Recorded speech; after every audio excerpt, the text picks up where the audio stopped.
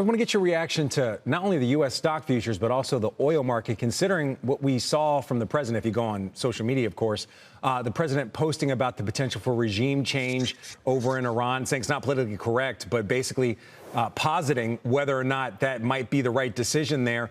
Surprised that we're seeing such a muted reaction, again, in equities and in oil after this? It is. I was talking to the people over the weekend and I was like, oh man, Monday morning, oil spike, gold spike, equities down, and then obviously we're seeing very muted reaction to right now. The market is pricing in. This is going to be a very constrained response. This is going to be similar to the Soleimani killing, where they had a very targeted, restrained response on U.S. assets in the Middle East. They didn't target any direct assets inside the United States, and it was all directed at military assets. So right now we are pricing in that this is not going to escalate, which does leave you open to shocks down the road. However, we typically look historically at these types of events. It's not a huge market mover. Typically, maybe you move 1% the day of a major event and then 4% within about 5 days. But after that, you typically recover rather quickly. I think it takes only about a couple months typically to pop back. The biggest risk is sustained spike in oil prices above 100, which would lift CPI, as you guys discussed earlier on this show. You could be seeing gas prices move from 325 to 425 a gallon if we see oil at 100. And if we do see the blockage of the Strait of Hormuz, that could see 120, 130, which could take us to that dreaded $5 gasoline again. Yikes. Nobody wants $5 gasoline. What you're saying is kind of mirroring what we heard from Andy Lipow.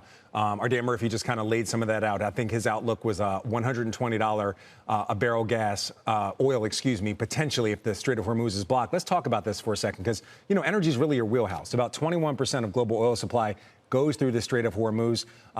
What happens to other companies in your mind in the market if somehow there's some type of blockage? Are there certain sectors that you think become less investable with the idea of an increased cost of fuel, potential inflation here in the U.S. due to higher fuel costs as well?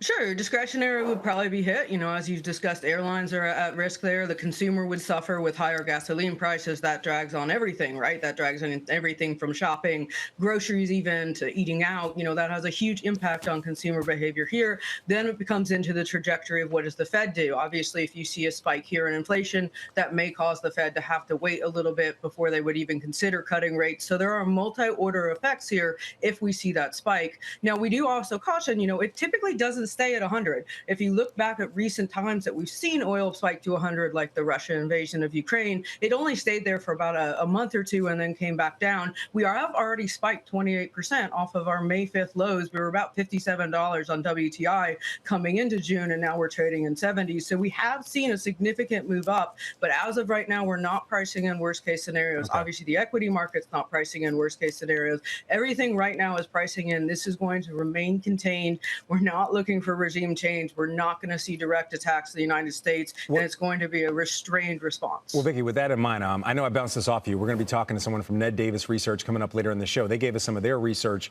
when it comes to the Dow reaction, when it comes to crisis events. If you look on average, after a crisis event, the Dow pulls back about 7% in the first 5 days, and then 22 trading days later, it's up about 4%. If you look at the reaction of COVID, Russia, Ukraine, SVB collapse, kind of similar patterns. So just kind of if you put it out here that this pattern might repeat itself and we're going to see a dip and then some type of rebound after, again, 22 trading days, where would you put money at to work today? Yeah, I'd still like the energy trade. It's a hedge here, especially U.S. E&Ps. If you see higher realized oil prices, a lot of them have taken some rigs offline. You start seeing $80, $90 crude, $100, then you're going to see rigs come online. You're going to see increased production. Most of them are not heavily hedged. Don't mind some of the large integrated oils, your Exxons, your Chevrons, and so the E&P is going to be a pure play on WTI. You've got some great on integrated. The ones I'm a little risky on is service companies. Some of them have significant international exposure, which could be derailed if we see a closing of the strait there. But energy is not bad. Obviously, industrials and defense could be a good hedge here. But I would be buy the dip, and I'd be buy the dip of U.S. assets. Okay. As long as we don't have sustained shock, the consumer should survive, and any dip here is going to be marginal and short.